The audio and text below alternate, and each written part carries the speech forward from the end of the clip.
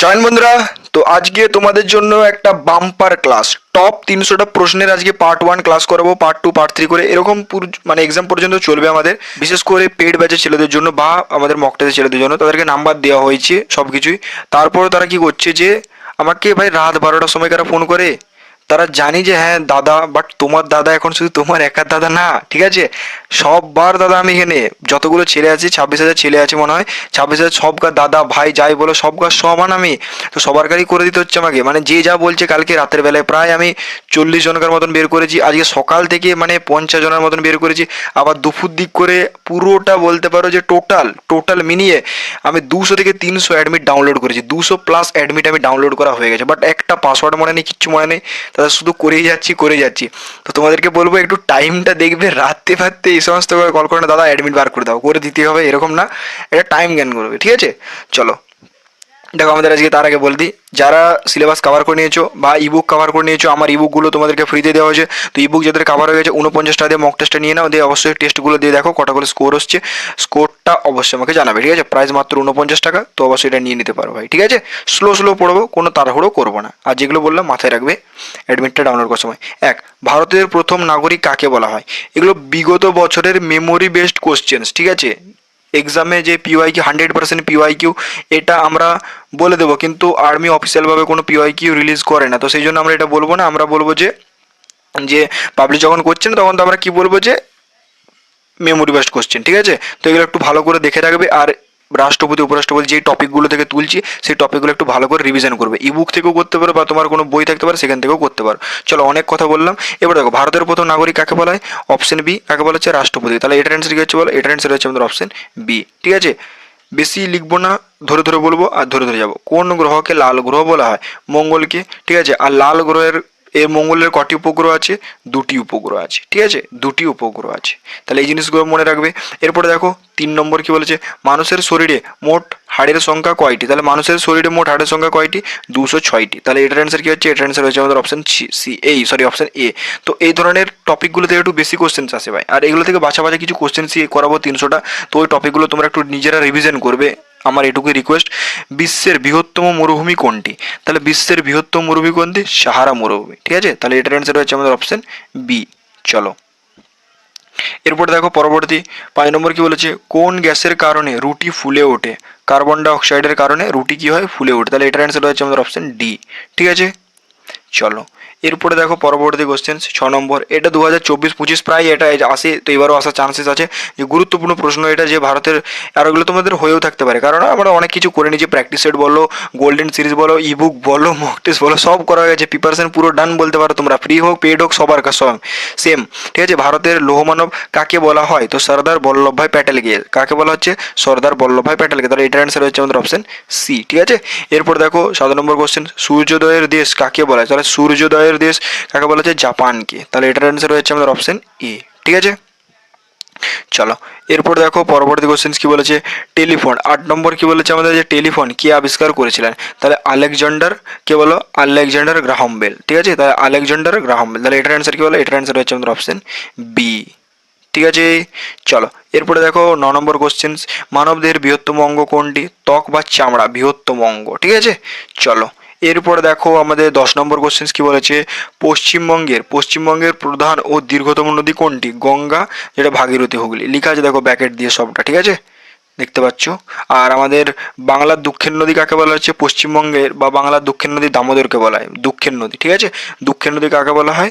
আমাদের দামোদর নদীকে। বাংলার দক্ষিণ নদী লিখে রাখো, এটা একটু ইম্পর্টেন্ট আছে, বাংলা। তো এটা একটু লিখে নেবে তোমরা, আমি লিখে দিলাম তবুও যতটা লেখা যায়। 11 নম্বরটা দেখো, জলের রাসায়নিক সংকেত কি? H2O, ঠিক আছে? H2O। এরপরে দেখো 12 নম্বর, অলিম্পিক খেলা কত বছর পর পর অনুষ্ঠিত হয়? তাহলে কত বছর পর পর? 4 বছর পর পর। তাহলে এটার অ্যান্সার কি হচ্ছে? এটার অ্যান্সার হচ্ছে আমাদের অপশন সি, ঠিক আছে? এরপরে দেখো 13 নম্বর কোশ্চেন কি বলেছে? ভারতের জাতীয় পশু কোনটি? Royal Bengal tiger. ভারতের জাতীয় পশু কোনটি? Royal Bengal tiger. এরপরে দেখো 14 নম্বর কোশ্চেন, কোন ভিটামিনের অভাবে মানুষের রাতকানা হয়ে থাকে, কোন ভিটামিনের অভাবে মানুষ রাতকানা হয়ে থাকে? তাহলে vitamin A. R vitamin A কোথা থেকে আছে? গাজর থেকে উৎস, ঠিক আছে? তাহলে এই জিনিসগুলো দেখতে হবে। আর vitamin D, vitamin C, vitamin A, vitamin, এগুলো সব তো দেখবে আমি তোমাদেরকে একটা ক্লাস করে রেখেছি গোল্ডেন সিরিজ। মোস্ট ইম্পর্টেন্ট ভিটামিনটা, এখান থেকে একটা কোশ্চেন্স পুরো আসার চান্সেস থাকে, 1 থেকে 2টো কোশ্চেন্স। যেমন আগের বারে এসেছিল, ঠিক আছে? আগের বারে এসেছিল ভাই ভিটামিন থেকে, যে ভিটামিন এ এর রাসায়নিক নাম কি, ভিটামিন বি এর রাসায়নিক নাম কি, ভিটামিন কে মানে ভিটামিন কে এর কাজ কি। তো এই ধরনের কোশ্চেন্সগুলো থেকে থাকে ভাই। তো ভিটামিনটা অবশ্যই আবার করে আসবে, আমি ক্লাসে বলবো, ধীরে ধীরে বলবো, যাদের সমস্যা হবে করার দরকার নেই, কারণ আমি চাই না আর শেষের মুহূর্তে কোনো রকম কোনো ফাজলামি করতে। তোমাদের যদি কোনো জায়গায় রিভিশনের সমস্যা হয় তো আমি সেটাও বলবো, ডিটেল অল্প অল্প করে কথা বলবো, বেশি করে তথ্য দেবো যে কী করতে হবে কি না করতে হবে সবটা বলবো, ঠিক আছে? তো তোমরা রিভিশনটা ভালো করে করবে।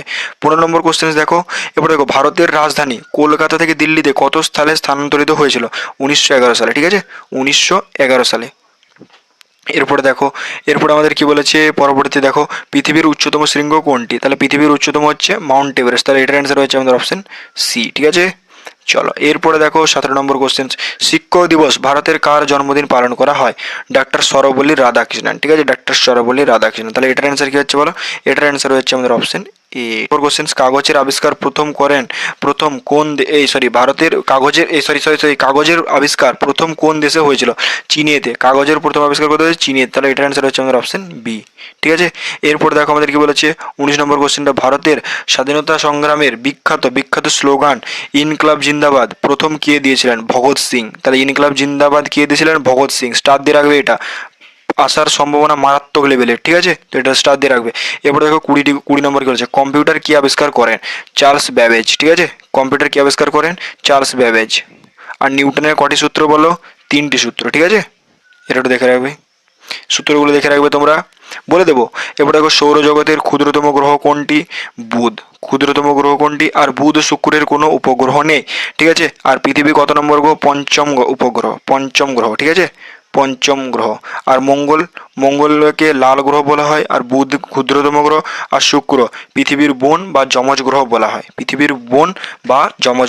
হয়, ঠিক আছে? তো এই জিনিসগুলো বলে দিলাম, এগুলো একটু দেখে রাখবে তোমরা, ঠিক আছে? পঞ্চম গ্রহ, ঠিক আছে? পৃথিবী হচ্ছে পঞ্চম গ্রহ। আর আমাদের কি বললাম, যে পৃথিবীর যে ইয়েটা থাকে না, পৃথিবীর উপগ্রহ, একমাত্র উপগ্রহ হলো চাঁদ। পৃথিবীর একমাত্র উপগ্রহ কি? চাঁদ। আর পৃথিবী একটা কি গ্রহ, পৃথিবী হচ্ছে একটা গ্রহ, ঠিক আছে? তো এই জিনিসগুলো একটু দেখে রাখবে। এরপর দেখো 22 নম্বর কোশ্চেন, ভারতের কোন রাজ্যে সূর্য প্রথম উদিত হয়? অরুণাচল প্রদেশে, ঠিক আছে? অরুণাচল প্রদেশে। চলো পরবর্তীতে যা যাক 22 নম্বর। 23 নম্বর কি বলেছে দেখো, লোকসভার সদস্য হওয়ার জন্য ন্যূনতম বয়স কত বছর? 25 বছর, ঠিক আছে? 25 বছর। তাহলে এটার অ্যান্সার কি হচ্ছে বলো? এটার অ্যান্সার হচ্ছে আমাদের অপশন সি। চলো 24 নম্বর দেখো, আমাদের জাতীয় গান, জাতীয় সঙ্গীতের উৎকল শব্দটি কোন রাজ্যকে বোঝায়? ঠিক আছে? উৎকল শব্দটি উড়িষ্যা, ঠিক আছে? উড়িষ্যা। আর একটা জিনিস কোথায় গেল? লোকসভা কোথায় গেল? অরুণাচল প্রদেশ, উৎকল শব্দটি লোকসভা, হ্যাঁ লোকসভা একটি অস্থায়ী কক্ষ, ঠিক আছে? লোকসভা একটি স্থায়ী কক্ষ, আর রাজ্যসভা একটি স্থায়ী কক্ষ। এই দুটো জিনিস মনে রাখবে, এগুলো বিরাট আছে, স্টার দিয়ে রাখছি আমি, ঠিক আছে? তো এই জিনিসগুলো একটু লিখে নেবে তোমরা টুক করে, আর যদি লেখা থাকে পড়ার দরকার নেই, আর যদি আমার ইবুক যে পড়ছো ভাই তাকে আর কিছু করার দরকার নেই, ঠিক আছে? 25 নম্বর দেখো, ডায়াবেটিস রোগ কোন হরমোনের অভাবে হয়ে থাকে? ইনসুলিন, ঠিক আছে? কোন হরমোন? ইনসুলিন। এরপর দেখো 16 নম্বর, ডিসকভারি অফ ইন্ডিয়া বইটি কার লেখা? তো জওহরলাল নেহরু। তাহলে ডিসকভারি অফ ইন্ডিয়া বইটি কার লেখা? জওহরলাল নেহরু। তাহলে এটার অ্যান্সার কি হচ্ছে এই, ঠিক আছে? আজাদ হিন্দ ফৌজ বাহিনীর গঠন কে করেছিলেন? নেতাজি সুভাষচন্দ্র বসু, ঠিক আছে? আর ইনি কি বলেছিলেন? তোমরা আমায় রক্ত দাও, আমি তোমায় স্বাধীনতা দেব। আর জওহরলাল নেহরু কে ছিলেন? ভারতের প্রথম কে ছিলেন বলো? ভারতের প্রথম প্রধানমন্ত্রী, ফার্স্ট পিএম। তাহলে প্রধানমন্ত্রী কে ছিলেন? First PM. তাহলে আর ডক্টর বি আর আম্বেদকরটা একটু বলে দিই, যেগুলো গুরুত্বপূর্ণ পয়েন্ট সেগুলো বলে দিচ্ছি, ঠিক আছে? আর ডক্টর বি আর আম্বেদকর কি?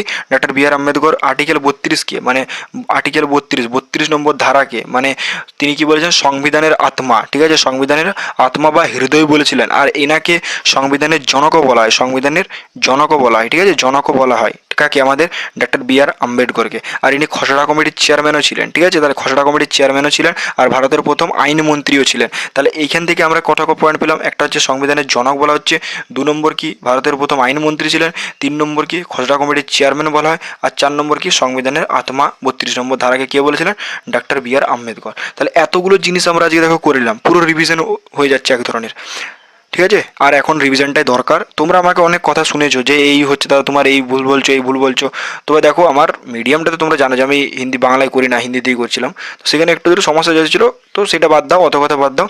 তো তোমাদের অনেক খারাপ কমেন্ট আমি শুনেছি, তার সত্ত্বেও আমি কিন্তু তোমাদের কাউকে ইগনোর করিনি, কোনোভাবে অবহেলা করিনি, ঠিক আছে। তো ভালোভাবে করো, এটুকুই বলবো। নিচের কোনটিকে কোষের মস্তিষ্ক বলা হয়, তাহলে আমাদের কোনটিকে নিউক্লিয়াসকে, তাহলে এটার অ্যান্সার হচ্ছে আমাদের অপশন বি, ঠিক আছে। চলো এরপরে দেখো আমাদের কি বলেছে 28 নম্বর। তো এরপরে আমাদের 29 নম্বর কোশ্চেনটাকে বলেছে কাজিরাঙা, কাজিরাঙা জাতীয় উদ্যান কোথায় অবস্থিত, আসামে অবস্থিত। কোন রাজ্যে বলো, আসামে, তাহলে এটার অ্যান্সার হচ্ছে আমাদের অপশন বি, ঠিক আছে। এরপরে দেখো পরবর্তী কি বলেছে আমাদের, বায়ুচাপ মাপা যন্ত্র, এই বায়ুচাপ মাপার জন্য কোন যন্ত্র ব্যবহৃত হয়, তাহলে আমাদের কোনটা বলো, ব্যারোমিটার, ঠিক আছে, ব্যারোমিটার। আর ল্যাক্টোমিটার দিয়ে বলো দুধের বিশুদ্ধতার মাপা হয়, দুধের বিশুদ্ধতা, তো এটা স্টার দিয়ে রাখবে। তাহলে আমাদের কতগুলো কোশ্চেন হলো, 30টা কোশ্চেন হলো, প্লাস কিন্তু আমরা কিন্তু অলরেডি অনেক কোশ্চেন বলেও দিয়েছি, তো আমাদের নাইনা করে বলতে পারো যে 40টা মতন কোশ্চেন আলোচনা হয়ে গেল প্লাস, ঠিক আছে। তো আমাদের আপাতত আমাদের 300 কোশ্চেন্সের পার্ট 1 হলো, যেখানে 30টি কোশ্চেন্স আমরা করলাম, ঠিক আছে। তো এইভাবে পুরোটি চলবে। আর যেমন ধীরে ধীরে বলেছি, ধীরে ধীরে পড়িয়েছি, ডিটেলস বলেছি, তো এইভাবে এখন চলবে আপাতত। কারণ দেখো এক্সাম চলে এসছে, এরপর একটু প্র্যাকটিসটার উপর একটু জোর দেওয়াটা দরকার, আর না পড়াটাই বেটার হবে, নতুন কিছু পড়াটা, এটাই আমার মনে হয় বলতে এক্সপিরিয়েন্সের সাথে বলছি ভাই। তো তোমরা তোমাদের মতো করে করো, যেটুকু পার্টস বাকি আছে সেটা রিভিশন করে নাও। আমার যে ইবুক পড়ছো, তো ইবুকটাকে ভালো করে তাড়াতাড়ি শেষ করে নাও, খুব যে বেশি পাতা আছে তা না, মাত্র 100 থেকে 111 পাতা কি 12 পাতা কি 20 পাতা হতে পারে, মানে 120 পাতার মতন ধরে নাও, এরকম একটা ইবুক রেডি করেছি আমি। তো জিকে বলো, জিএস এর জন্য খুব জোর হলে 30 পাতা কি 40 পাতা হবে। তো এই ইবুকগুলো যদি তোমরা পারো ডেলি 20টা করে পেজ পড়ে নিতে, জিকে জিএস মিলিয়ে, তো তোমাদের রিভিশনও হয়ে যাবে, পড়াও হয়ে যাবে। সময় আছে এখনও, যদি তোমাদেরকে নিজেদেরকে এখনও রেডি করতে চাও তাহলেও কিন্তু হয়ে যাবে, ঠিক আছে। আমি এতটুকুই বলবো।